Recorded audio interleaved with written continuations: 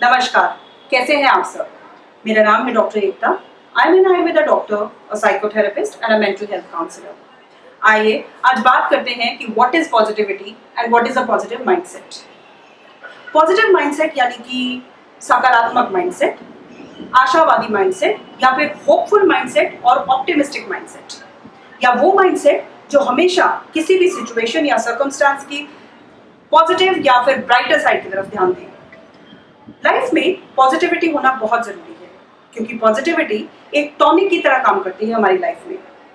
हम लाइफ में जब भी कोई इमोशनल टर्मोइल्स या फिर emotional ups and downs face करते हैं, तो उसका रूट कॉज होता है कि हमारी लाइफ में there is a lack of positivity. Positivity and negativity, they are contagious, but समझने वाली बात यह है कि दोनों के इफेक्ट्स टोटली ऑपोजिट रहते हैं। ये हम पर डिपेंड करता है कि हम किसी भी गिवन सिचुएशन में अपने लिए क्या चूज करते हैं। जैसे नेगेटिविटी हमेशा हमें किसी भी स्ट्रेस, वरी, फियर की तरफ लेकर जाती है, जहाँ की पॉजिटिविटी हमेशा हमें अपलिफ्टेड रखती है और हमें किसी भी सर्कमस्टांस को बहुत स्ट्रांगली फेस करने की हिम्मत देती है।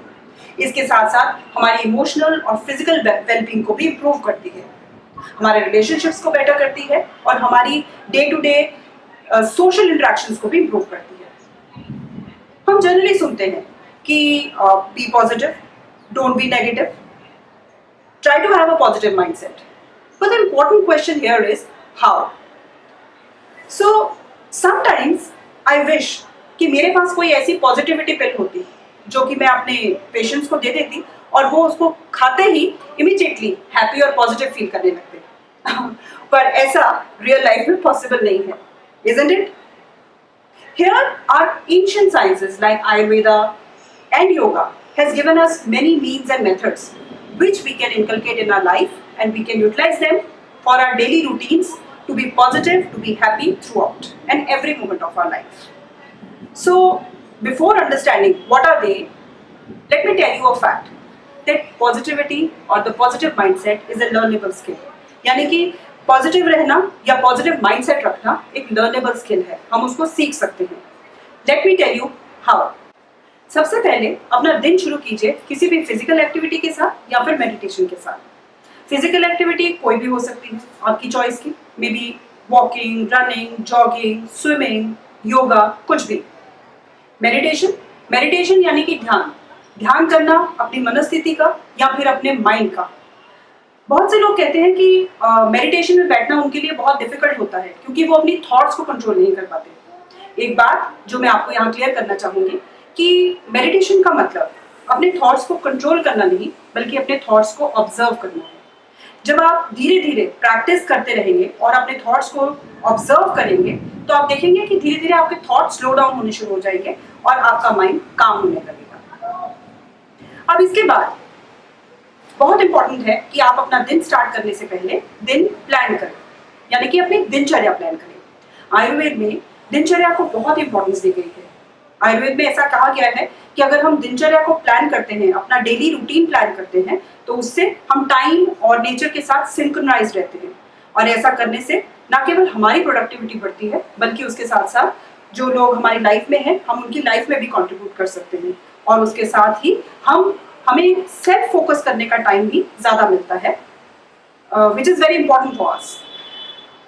अब नेक्स्ट बात करते हैं कि दिन भर में जो भी आप काम करें उसे हमेशा पूरी डेडिकेशन के साथ और 100% एफर्ट्स के साथ करें, क्योंकि योग में कहा गया है कि योगा कर्मासु कौशलम, यानी कि excellence in work is yoga. Excellence का मतलब यहाँ ये नहीं कि हम एक ही दिन में परफेक्शन अचीव करने की कोशिश करें, बल्कि एक्सीलेंस का मतलब है कि हम अपने छोटे छोटे इंक्रीमेंटल स्टेप्स के थ्रू अपनी इम्प्रूवमेंट को ऑब्जर्व करें, उसको अप्रिशिएट करें और उसको इंजॉय करें। ये तो हुई काम की बात। अब बात करते हैं रिलैक्सेशन की या फिर मी टाइम की। दिन में कुछ समय ऐसा जरूर होना चाहिए जो हम अपने लिए यूज करें, जैसे कि ऐसा टाइम जिसमें आप अपनी हॉबीज कर सकें या आप वो काम कर सकें जिसमें आपको बहुत इंटरेस्ट हो, जैसे कि पेंटिंग, बुक रीडिंग, या फिर दोस्तों से बातचीत करना, नेचर में जाना, कुछ भी ऐसा जो आपको हैप्पीनेस दे। क्योंकि इस तरह का समय जो हम अपने दिन में बिताते हैं उससे हमें हमेशा एक हैप्पीनेस मिलती है, एक मोटिवेशन मिलता है और एक पॉजिटिविटी हमारी लाइफ में हमेशा ही बनी रहती है। इसके अलावा बहुत ज़रूरी है कि आपकी लाइफ में जो भी बड़ी छोटी किसी तरह की जो भी चीज़ें आपकी लाइफ में हैं उसके लिए हमेशा आप एक ग्रैटिट्यूड का एटीट्यूड रखें।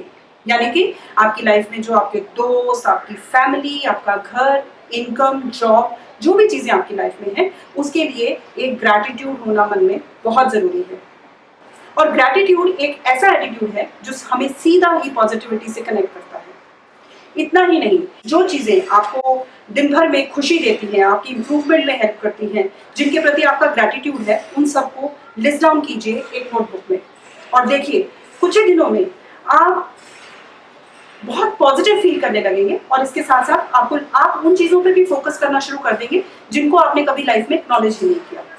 सो ग्रैटिट्यूड मेंटेन करना लाइफ में बहुत ज़रूरी है। अब आते हैं last but not the least, नींद पर।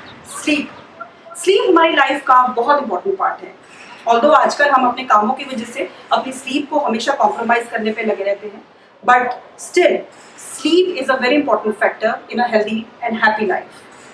क्योंकि अगर हम सही समय पर सोएं, पूरा दिन काम करने के बाद कंप्लीट रेस्ट लें, तो इससे हमारी बॉडी का वेयर एंड टियर तो कवर होता ही है और इसके साथ साथ हमारा माइंड भी रिलैक्स होता है, माइंड चैनलाइज होता है और नेक्स्ट डे हम पूरी एनर्जी के साथ, पूरी हैप्पीनेस के साथ और पूरी पॉजिटिविटी के साथ एक नया दिन शुरू कर सकते हैं।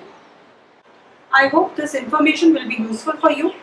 Still, if you have certain queries or questions, you can leave them in the comment box below. I'll try to revert back as soon as possible. Thank you very much.